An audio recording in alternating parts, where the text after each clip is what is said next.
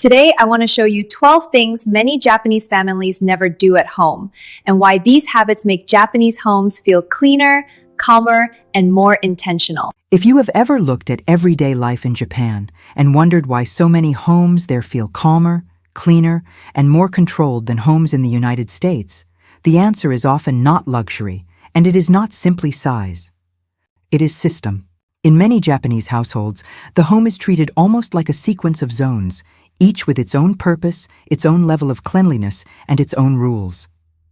The entrance protects the inside from the street. The bathroom separates washing from soaking. The toilet is often kept apart from the bath. Tatami is treated differently from ordinary flooring. Ventilation is not treated as an afterthought, and even waste is sorted with far more intention. That is why the 12 habits in this video matter. They are not random customs. Together, they reveal a way of living that many Americans would probably find surprisingly practical once they understand the logic behind it. The first thing many Japanese families never do at home is wear outdoor shoes past the genkan. In Japan, the home begins at the entrance, and outdoor dirt is supposed to stop there. That habit is so deeply tied to the idea of home that it shapes the house from the first step. The entrance is not just a place to come inside. It is the point where the outside world is supposed to stop. Shoes carry dust, moisture, city dirt, and everything the day has picked up, so they are removed before the family fully enters the living area. This practice also comes from a long tradition of sitting, resting, and sometimes even sleeping closer to the floor than many people in the West are used to. Once that floor is understood as part of daily life, rather than just a surface to walk across, the rule stops looking strict and starts looking logical. Removing shoes is really the first act of protecting the home before anything else even begins. The second thing many Japanese families never do is throw all household waste into one bin and deal with it later. In many Japanese homes, trash is sorted by category because disposal is treated as part of daily order. In many parts of Japan, waste is sorted into categories before it ever leaves the kitchen or utility space, and that changes the psychology of the home. The family does not think of trash as one vague thing. They think in materials, timing, and responsibility. Burnable items, non-burnable items, plastics, cans, bottles, paper, and oversized waste often follow different rules and different collection days. Because of that, disposal becomes part of daily household discipline instead of a final step at the end of the week. This creates a home that stays more consciously organized because people are always deciding what something is, where it belongs, and when it leaves. The system may look demanding at first, but it reduces chaos by forcing order long before clutter has the chance to pile up. The third thing many Japanese families never do is use the tub to wash themselves. This tub is for soaking and relaxing, not for washing the body. In the Japanese home, the bath is not the place where the body gets clean. The body is cleaned first, outside the tub, with soap, water, rinsing, and attention. Only after that does the person enter the bath. This changes the meaning of the bath completely. Instead of being part of the cleaning process, it becomes a place of recovery, warmth, and stillness. The point is to soak after the work of washing is already finished. That is why the tub is treated with so much respect in Japanese bathing culture. If washing happened inside it, the water would immediately lose the calm, clean quality that makes soaking worthwhile. What looks unusual to outsiders is actually a very clear separation of functions. First, clean the body, then let the bath do what it is meant to do, which is relax the body and settle the mind. The fourth thing many Japanese families never do is let wet laundry take over the house. Wet laundry is usually kept in a controlled drying area so moisture does not spread through the house. In a humid country, damp fabric is not a small inconvenience. It can quickly turn into stale air, visual disorder, and the beginning of mold trouble if it spreads through bedrooms and living spaces. That is why many Japanese households prefer to contain drying in controlled areas rather than letting clothing hang everywhere.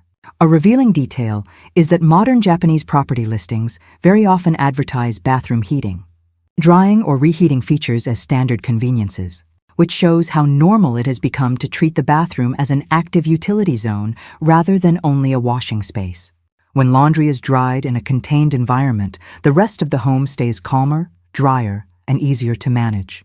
So the habit is not only about neatness. It reflects a broader instinct to keep moisture where it can be controlled before it starts controlling the house. The fifth thing many Japanese families never do is combine the toilet and the bath into one undivided room if they can help it. In many Japanese homes, the toilet and the baths are separated because they serve different purposes. The bathing area is often organized around washing, soaking, warmth, and relaxation, while the toilet is treated as its own distinct hygiene zone. That separation makes family life easier because one person can use the toilet while another uses the sink or bath area. And it also keeps the emotional atmosphere of the bathing space different from the toilet space. This is one of those design choices that reveals how strongly Japanese homes care about boundaries. Rooms are not only divided by walls, they are divided by what kind of activity belongs there, what level of cleanliness belongs there, and what kind of experience the family expects in that space. Once you see that, the layout stops feeling unusual and starts feeling extremely deliberate. The sixth thing many Japanese families never do is step onto tatami and slippers. The tatami is a cleaner, more protected surface, so slippers do not go onto it. Tatami is not treated like just another floor material. It has long been associated with sitting, kneeling, resting, sleeping, and spending time closer to the ground, so people tend to approach it with more care than they would approach ordinary hallway flooring. That is why slippers come off before stepping onto it. The same logic that begins at the entrance continues here. Surfaces are respected according to how the body interacts with them. A floor where people may sit, stretch, or sleep should not receive the same treatment as a walkway near the door. This creates a home that feels layered, almost like different zones of physical intimacy. Some surfaces are simply more protected than others. To outsiders, the rule may seem fussy. Inside the Japanese system, it is a natural extension of the idea that cleanliness is not only about appearance. It is about how closely a space belongs to the body. The seventh thing many Japanese families never do is rely on toilet paper alone. For many families, water is part of the normal hygiene routine, not just toilet paper alone. For a huge share of households, water is considered a normal part of the final cleaning routine. That is one reason high-technology bidet toilet seats became so widespread in Japan. Web Japan reports that more than 80% of households with 2 or more people have one, which means this is not a luxury niche habit.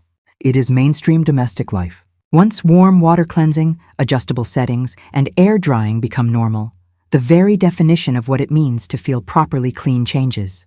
The toilet is no longer just a fixture that removes waste. It becomes part of personal care technology.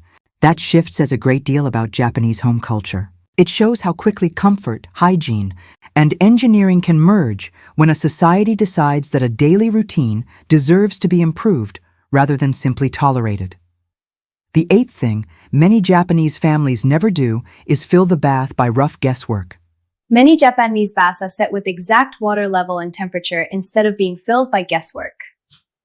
In Japan, the bath has increasingly been treated as something that should be exact. The right temperature, the right water level, and the right timing with as little hassle as possible. That expectation did not appear overnight. Norrit states that in 1983, it released its first fully automatic gas bathwater heater, allowing users to fill the tub with the press of a button. And later developments focused even more on convenience, energy saving, and safety. That history matters because it shows that bath precision became part of household culture through technology. A bath is not supposed to be a rough estimate that might end up too cold, too hot, too shallow, or wasteful. It is supposed to be dependable.